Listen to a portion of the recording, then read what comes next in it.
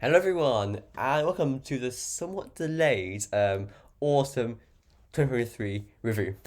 So, obviously, we normally do our analysis on the first day of a season, looking at the season before it. But to be honest, this year, this winter, this autumn, I totally forgot because of the cold weather that was going on at the time. So, sorry about that. But here we go. I'm gonna do it now.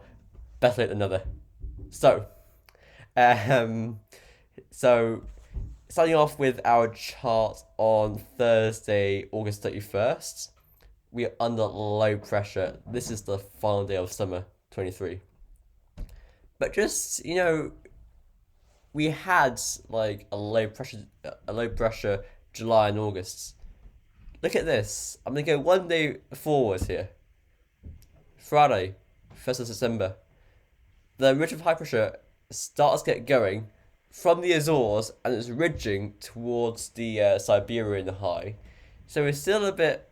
Uh, on this day, we have some showers and storms over Ireland as we see some convection.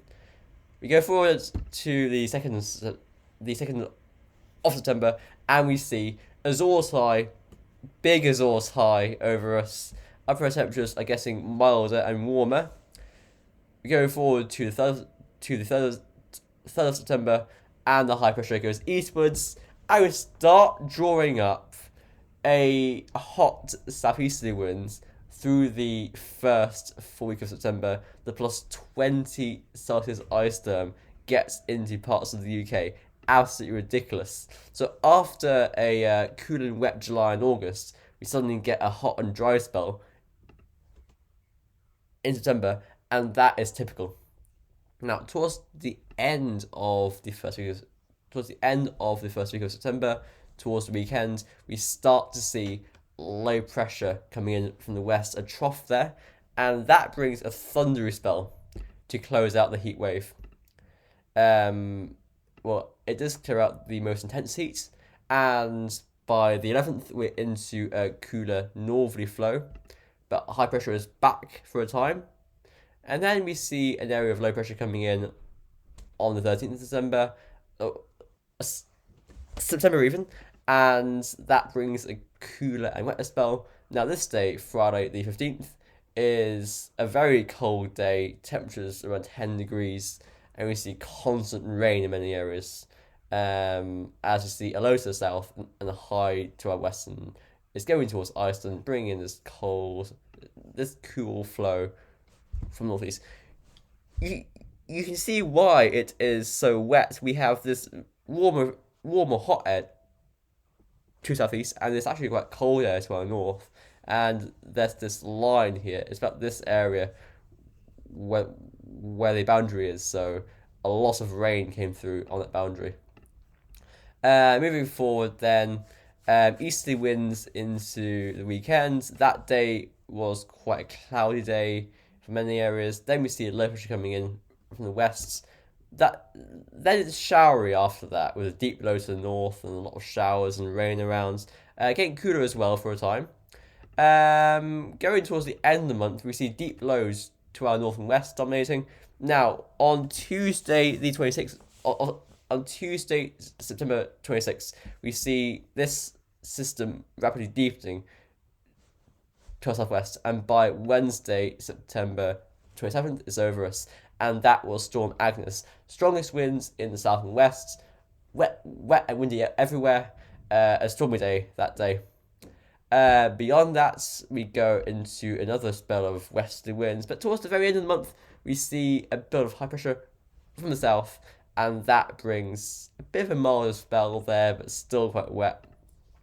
Now into early October, we see high to the south, low to the north, it's zonal, it's westerly, and actually through the first weekend of October, we see blocking to our north, trying to force cold air southwards, but high pressure over the continent is maintaining a very mild or even warm southwesterly winds. Upper temperatures on Friday the 6th of October and Saturday the 7th are looking warm, very, very warm. Look at that plume of warm air.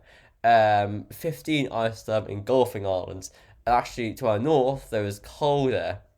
And you'll notice that Scotland's is, look at that contrast. You've got below freezing temperatures at 850 HPA in the north, but in the south, you've got temperatures between 10 and 15 Celsius.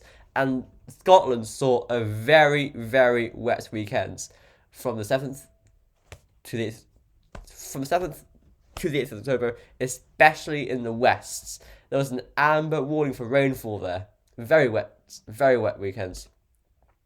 But Ireland stays very warm and dry through the weekend, if not cloudy at times, especially in the south. Beyond that, we see the heat clearing away, and it gets cooler for a time, and also more unsettled. Northerly flow there towards mid-month, definitely cooler there. Some frost around as well.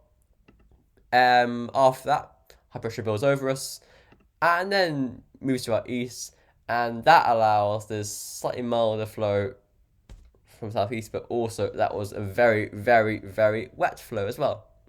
Now, around this time, storm Bevette comes in.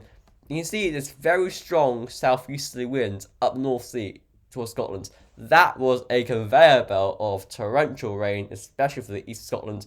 Red warnings in force, like just crazy. This was a very, very wet week here that we saw. Because of this blocking towards our northeast, these lows stalled over us and just brought constant rain. That was Storm Bevette. Right, moving on. Just more low pressure around us, really. It was a very, very wet October here. Low pressure coming and going all the time. Really. Beyond that, we constant blocking to our north here at Austens, and that kept the lows over us. It trapped it, basically, right over us. So here we go. We keep going. First day of November. Deep low pressure everywhere. Constant rain and showers everywhere. Then we see Storm Ciarán around here somewhere. I think that was Storm Ciarán here on Wednesday the 1st of November. Off the coast of France. That brought devastating winds to France, especially in the north, also in parts of southern England as well. Into November then, constant low pressure, constant washout, deluge, on and on it goes. Briefly cooler around the 10th here, but not for long. Back comes the windy weather. You can see it's constant blocking to our north here, but it's not strong enough to get the cold air into us, so it just keeps the low pressure over us. So constant rain. But I think we're after this low comes goes through, a brief change comes in. So on Monday the 20th of November, we're into a cooler northerly flow. On Tuesday the 21st, when we've got high pressure coming in from the Azores now, so a few days of dry weather, very mild and cloudy here. Then, the high pressure goes into retrograde and pushes towards Greenland, and down comes the northerly winds by the 23rd of November, though we are on the edge, on the periphery, so the upper temperatures show, technically it's still mild over Ireland, but the cold air is to our east, the proper cold, but still it gets pretty chilly over here as a result of that. Then, into the final days of the autumn, it gets very interesting. Blocking to our north here on the 26th of November, and the low that's over us slides to our southeast. Colder air comes in behind it. So into the final days of November. Low pressure to our south, high pressure to the north. A reverse of zonality. Big blocking signals here. Easterly winds flooding in. It's cold and a bit wintry as well. Some wintry showers and frosts. Look at that easterly wind coming in there. Upper temperatures are cold on the last day of autumn. I may just go into the first few days of winter as well. So here is the 1st of December. It's slack, it's cold. Upper temperatures show that quite nicely.